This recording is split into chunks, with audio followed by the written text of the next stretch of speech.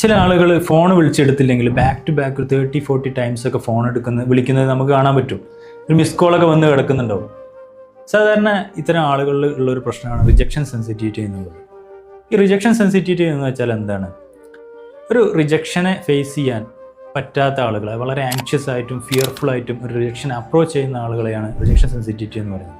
നമ്മളിപ്പോൾ phone call വിളിച്ചത് എടുത്തില്ലെങ്കിൽ അവർ ചിന്തിക്കുക എന്താണെന്ന് വെച്ചാൽ, ഈ ആൾക്ക് എന്നോട് താല്പര്യമില്ല, അതുപോലെ ഈ ആൾ എൻ്റെ അടുത്ത് എന്തോ തെറ്റ് കണ്ടിട്ട് എന്നെ ഫോൺ എടുക്കാതിരിക്കുകയാണ്, ഇങ്ങനെയൊക്കെയാണ് അവർ ചിന്തിക്കുന്നത്. സാധാരണ കുട്ടിക്കാലം തൊട്ട് ഒരു പ്രോപ്പർ ഇമോഷണൽ വാലിഡേഷൻ കിട്ടാത്ത കുട്ടികളിലോ അല്ലെങ്കിൽ ഒരു ഇമോഷണൽ നെഗ്ലക്റ്റ് കിട്ടിയിട്ടുള്ള കുട്ടികളിലാണ് ഇത്തരം പ്രശ്നങ്ങൾ ഉണ്ടാവാറുള്ളത്. നമ്മൾ ഇവരുടെ ഉള്ളിലോട്ട് നോക്കുകയാണെങ്കിൽ ഇവർ ഭയങ്കര സെൽഫ് എസ്റ്റീം അല്ലെങ്കിൽ സെൽഫ് ഇമേജ് ഇവരത് ഭയങ്കര ഡിസ്റ്റോർട്ടഡ് ആയിരിക്കും. സ്വന്തത്തെ പറ്റിയുള്ള ഒരു മതിപ്പ് അതൊക്കെ ഭയങ്കര ഡിസ്റ്റോർട്ടഡ് ആയിരിക്കും. ഇത്തരം ഈ റിജക്ഷൻ സെൻസിറ്റിവിറ്റി കാണുന്ന 2 കണ്ടീഷൻസ്, ഒന്ന് ബോർഡർ ലൈൻ പേഴ്സണാലിറ്റി ഡിസോർഡറാണ്, 2 സോഷ്യൽ ആങ്സൈറ്റി ഡിസോർഡറാണ്. അപ്പോൾ ഇത് 2 വളരെ കോമൺ ആണ് നമ്മുടെ സമൂഹത്തിൽ. അപ്പോൾ ഇത്തരം ആളുകൾ നിങ്ങൾക്ക് പരിചയം ഉണ്ടെങ്കിൽ ഒരു കൺസൾട്ടൻറ്റ് സൈക്യാട്രിസ്റ്റിനെയൊക്കെ നിങ്ങൾ കണ്ടു കഴിഞ്ഞാൽ അതിന് ഒരു പരിഹാരം ചിലപ്പം എത്തിക്കാൻ പറ്റും.